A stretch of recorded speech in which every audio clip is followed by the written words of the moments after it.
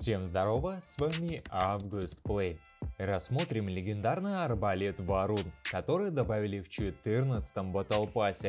Чертеж на него можно получить на 61 уровне, если вы приобрели Battle Pass. На рынке пока что его нет, но со временем его добавят. Максимальная дальность составляет 300 метров, оптимальная дистанция 100-200 метров. Точки крепления и габариты ты видишь сейчас на экране, а оружие достаточно массивное, поэтому расположение на колесном крафте будет проблематичным. Его лучше всего располагать на раму, по бокам или сзади кабины, так как арбалеты будут надежно закрыты самой кабиной. Арбалеты можно прикрыть максимум на 2 пина по высоте. Оружие разворачивается вокруг своей оси за 3,2 секунды. Эксперимент с пожарной машиной показал результаты в 13 секунд. Варун обладает залповой стрельбой. В одном залпе 6 снарядов. Первые 5 наносят по 550 урона каждый, а если попадает по предыдущему болту, то наносит 1000. Последний выстрел наносит 1100 урона и 2000 соответственно. Время реализации обоймы 6 секунд. При учете, что ты меткий стрелок, который белке в глаз попадет со 100 метров, ну или в писсуар по пьяни, показатели будут такие. Урон в секунду 1091 единица, урон в минуту 65 500. В худшем случае урон в секунду 476, урон в минуту 28 600. Никогда не гадали, глядя на человека, что там у него в голове? Да что со мной не так-то, сука? Перк оружия звучит так. Попадание по болту, который находится в броне вражеского бронемобиля, уничтожает болт и наносит дополнительный урон. Болт можно уничтожить только с такого же арбалета. Значит, что союзники с таким же арбалетом могут стрелять по твоим болтам и получать бонус к урону. Болты после попадания по бронемобилю противника пропадают через 8 секунд.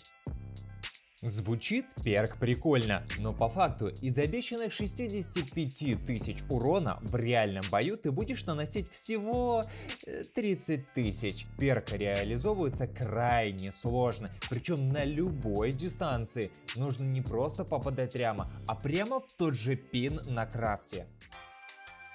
Тактика боя.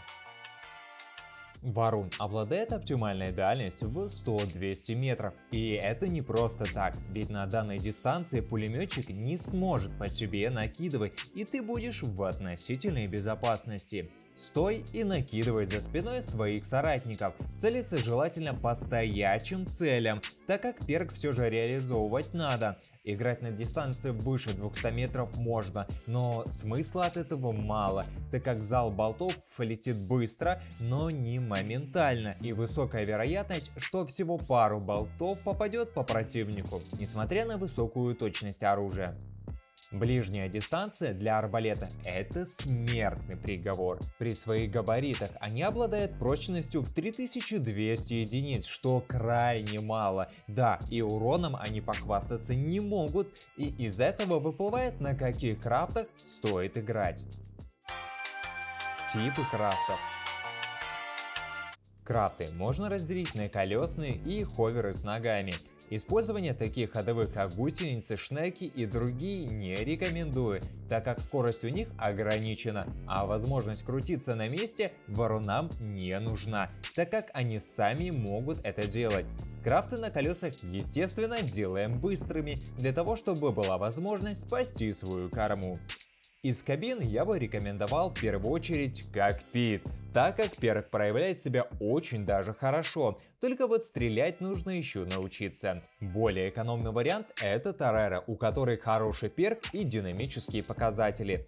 Также для гурманов отмечу кабину Призрак и Грифон. Арбалеты имеют быструю перезарядку, потому при использовании нерпы на этих кабинах можно будет несколько раз произвести выстрел. Для второго типа крафтов можно взять Omnibox из-за динамических показателей на данных движителя и бонус к перезарядке и скорострельности. Все остальные также можно использовать, но они в меньшем приоритете и будут менее эффективны на мое усмотрение. Переходя к модулям из активных, используем Нерпу, Хамелеон, Таймыр. Среди пассивных все просто. Это арбалет и ничего на него не работает, потому используем по необходимости ампер, двигатель или радар. Хотя последний вариант будет предпочтительней, так как вам ни в коем случае нельзя подпускать противника близко. Комбинирование.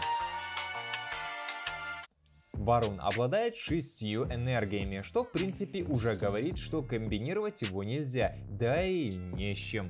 Что касается педобирки на одном варуне, то нужно будет снижать ом по максимуму, чтобы он мог иметь преимущество. По сути, у него оно одно, это его дальность. А вот педобирка на 2 арбалетов уже поинтереснее. Тут стоит взять Омнибокс и 4 ноги. Таким образом будет минимальный ом, и превосходство будет еще хоть как-то ощущаться. Хотя в целом я бы не рекомендовал таким заниматься именно на этом оружии. Плюсы и минусы. Начнем, как всегда, с минусов. Первое. Само оружие и его чертеж можно получить только купив Battle Pass. На рынке его все еще нету. Второе. Варун обладает низкой прочностью и сложно реализуемым уроном. Третье. Большие размеры. Относительно других арбалетов они явно меньше, но все равно с легкостью разместить на крафте не выйдет. Перейдем теперь к плюсам. Первое. Интересная механика для тех, кому все надоело. Второе. Высокая дальность. И, собственно, на этом все. Больше плюсов у этого оружия я не увидел. Итоги. Легендарный арбалет Варун ворвался с большим ажиотажем со стороны некоторых игроков, но ожидания лично мои не оправдал. Арбалету явно не хватает урона, и игра на нем напоминает игру на танчике Комет, где ты стреляешь по КД и вроде наносишь урон, но по итогу выходят какие-то жалкие цифры, во всяком случае на первом уровне. Набить за бой более 2000 очков было крайне сложной задачей, хотя с теми же мироедами это было легко, несмотря на то, что они эпические. Стоит ли покупать Battle Pass ради него?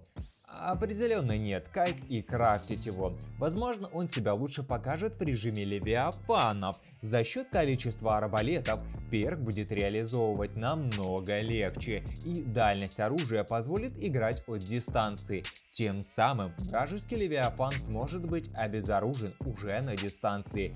И самый главный плюс в том, что на него не распространяется действие Окулуса. Значит, можно будет спокойно устраивать побоище против пушкарей.